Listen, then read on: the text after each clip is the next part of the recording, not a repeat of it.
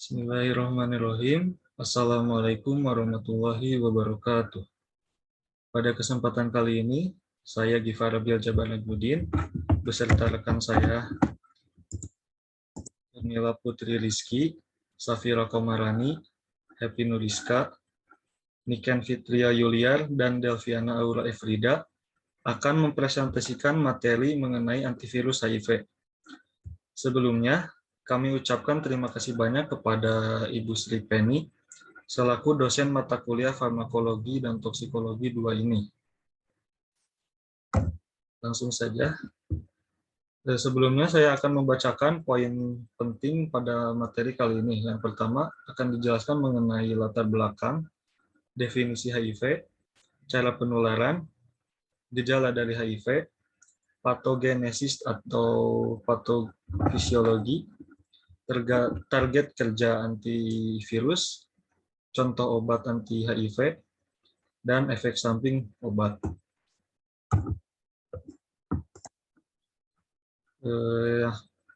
Langsung saja kita masuk ke materi yang akan disampaikan oleh Saudari Niken. Dipersilahkan.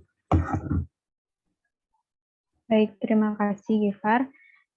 Jadi HIV itu adalah singkatan dari Human Immunodeficiency Virus, yaitu virus yang menyerang sistem kekebalan tubuh manusia. Nah, menurut WHO atau World Health Organization, kasus HIV di seluruh dunia itu mencapai 1,5 juta kasus pada tahun 2020.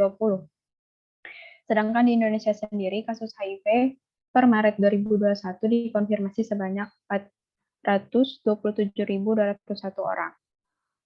Penderita HIV membutuhkan pengobatan dengan antivirus atau antiretroviral yang dikenal sebagai ARV. Dengan pengobatan ARV, jumlah virus HIV dalam tubuh akan ditekan jumlahnya sehingga seorang yang terinfeksi itu tidak memasuki stadium AIDS. Individu yang terdiagnosis AIDS sendiri juga itu membutuhkan terapi ARV guna mencegah infeksi oportunistik dan komplikasinya.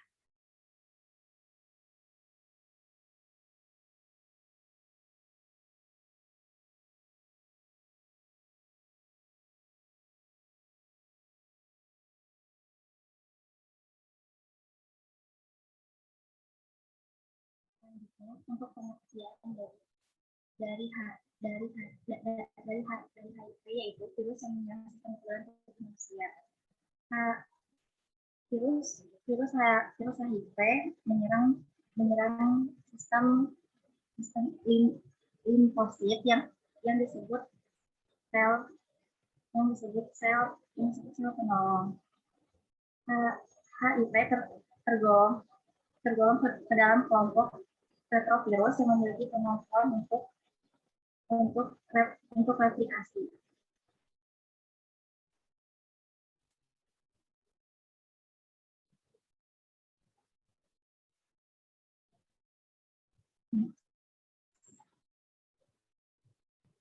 Cara penularan dari virus HIV yaitu ada secara kontak seksual.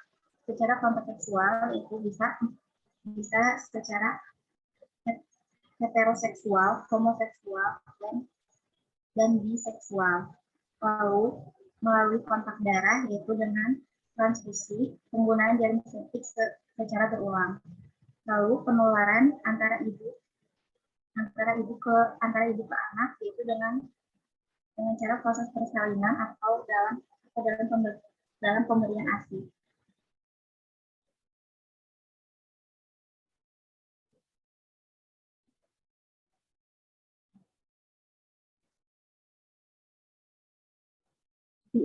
Gejala yang ditimbulkan oleh virus HIV yaitu setelah terinfeksi HIV biasanya tidak langsung muncul gejala, tetapi dalam waktu 5-10 tahun.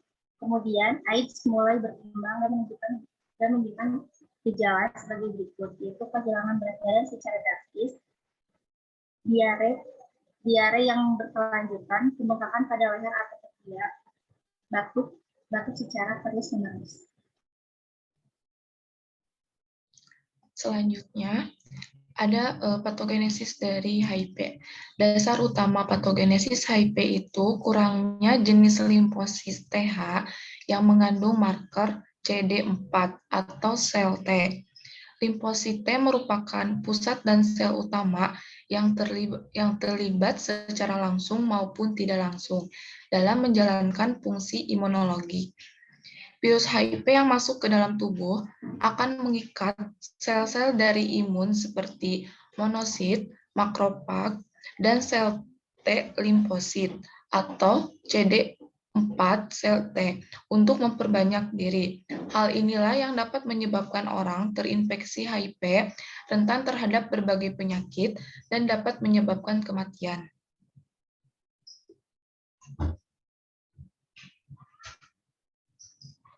Selanjutnya, ada patofisiologi. HIV termasuk dalam famili retrovirus, di mana virus tersebut membawa materi genetik dalam asam ribonukleat, bukan dalam asam deoksiribonukleat.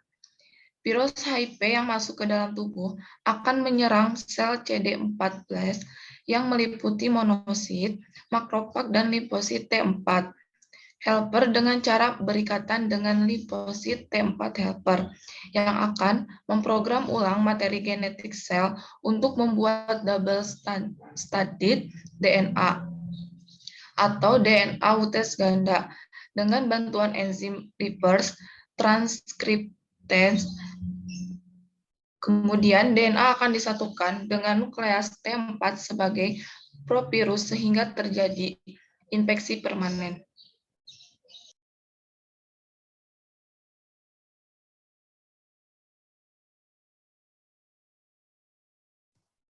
Selanjutnya yaitu target kerja antivirus. Antivirus yang digunakan dalam pengobatan HIV yaitu antiretroviral atau ARV. Nah, tujuan pengobatan dengan ARV ini bukan untuk menyembuhkan penyakit, namun hanya untuk memperlambat perkembangan HIV pada tahapan awal penyakit. Target kerja dari ARV ini berbeda-beda. Yang pertama yaitu pada tahapan entry, ARV ini menghambat enzim reverse transkriptase, di mana enzim ini membantu HIV masuk ke dalam sel T untuk merusak, melekat, dan menyatu dengan membran luar sel. Kemudian pada tahapan early replication, ARV ini dapat merusak enzim reverse transkriptase, di mana enzim ini membantu HIV menyalin RNA menjadi DNA. Dengan ARV, enzim ini akan menjadi tidak berfungsi. Kemudian pada tahapan late replication, ARV ini dapat menghambat enzim integrase, di mana enzim ini digunakan untuk membantu DNA yang terinfeksi dalam penyambungan DNA non-infeksi, sehingga dengan ARV tidak terjadi pemanjangan DNA yang terinfeksi. Kemudian pada tahapan yang terakhir, yaitu tahapan assembly, ARV berperan dalam penghambatan enzim protease, di mana enzim ini akan membuat virus yang baru.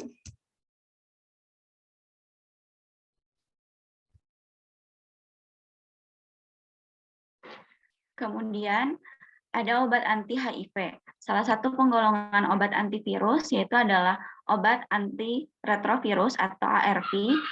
Obat antiretrovirus secara umum digunakan untuk pengobatan infeksi virus yang disebabkan oleh Human Immunodeficiency Virus atau HIV, di mana obat ARV ini menjadi pilihan pengobatan pertama yang efektif bagi pasien yang mengalami infeksi HIV. ARV ini dibagi menjadi 6 kelas yang meliputi nucleoside reverse transcriptase inhibitor, terdiri dari obat abasavir, kemudian didanosin, lamivudin, tenofovir, dan tenofovir diproxil fumarat. Kemudian yang kedua ada non-nucleoside reverse transcriptase inhibitor, di mana obatnya terdiri dari delavirdin, efavirenz, nevirapin. Kemudian ada protease inhibitor, di mana protease inhibitor ini terdiri dari darunavir, lopinavir, ritonavir. Kemudian ada inhibitor integrase atau integrase strand transfer inhibitor, di mana contoh obatnya itu terdiri dari raltegravir, elvitegravir, dan dolutegravir. Selanjutnya yang kelima ada fusi inhibitor, di mana obat ini terdiri dari enfuvirtide dan ibalizumab. Kemudian yang keenam adanya inhibitor pematang dan reseptor kemokin antagonis, di mana inhibitor pematang terdiri dari bevirimab, sedangkan untuk golongan kemokin antagonis terdiri dari maravirok dan pikrivirok.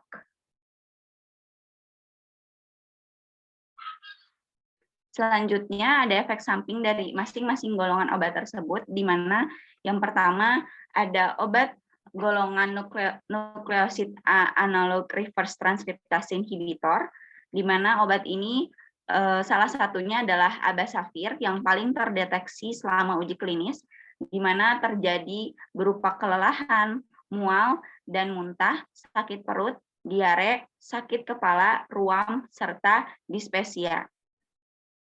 Selanjutnya,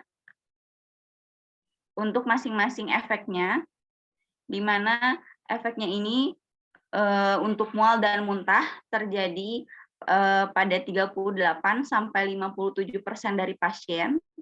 Untuk sakit kepala terjadi pada 27 sampai 41% pasien, dan untuk kelelahan terjadi 28% pasien. Untuk diare terjadi pada 18 sampai 23% pasien, dan untuk kelelahan saja terjadi pada 29% pasien. Kemudian yang kedua ada obat golongan non-nukleosid reverse transkriptase inhibitor, di mana untuk obat efavirenz apabila digunakan pada penggunaan selama 24 minggu akan menimbulkan efek samping berupa pusing 13% pada pasien, kemudian mimpi abnormal 18% pada pasien, dan kesulitan tidur 7% pada pasien, serta kegugupan 13% pada pasien. Selanjutnya untuk obat nevirapin terjadi hepatotoksisitas berat sebanyak 16%, tetapi hanya 32% dari episode terdeteksi selama 12 minggu pertama terapi. Dan yang ketiga, adanya obat golongan protease inhibitor, di mana salah satunya adalah obat melvinavir yang akan menyebabkan toksisitas, di mana melvinavir ini dapat menyebabkan diare pada 20 sampai 30% pasien.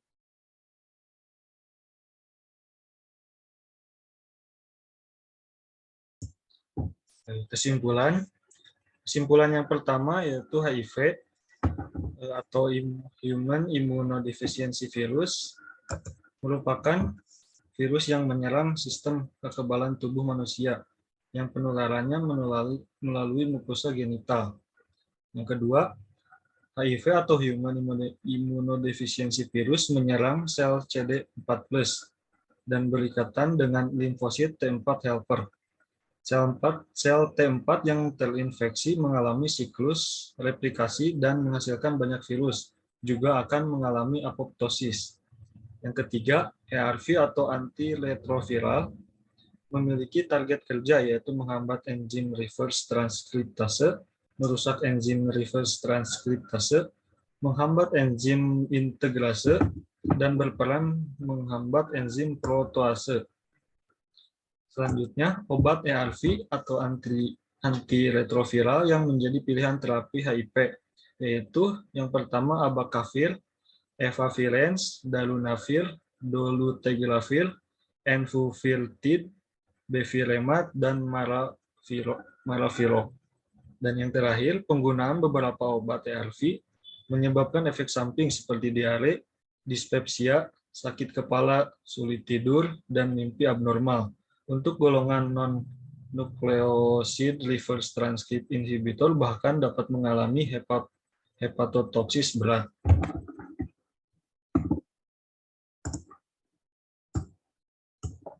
Alhamdulillahirrahmanirrahim.